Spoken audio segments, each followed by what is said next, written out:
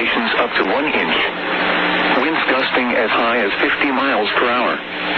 The main impacted area includes Freebron, Lisser, Rice, Steele, and Waseca counties.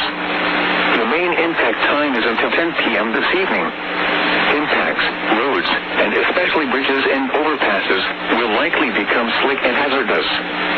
Visibilities may drop below 1/4 mile due to falling and blowing snow. Whiteout conditions are expected and will make travel treacherous and potentially life-threatening. Plan on slippery road conditions. Areas of blowing snow could significantly reduce visibility. The hazardous conditions will impact the Thursday evening commute. Gusty winds could bring down tree branches. Travel should be restricted to emergencies only. If you must travel, have a winter survival kit with you. If you get stranded, stay with your vehicle.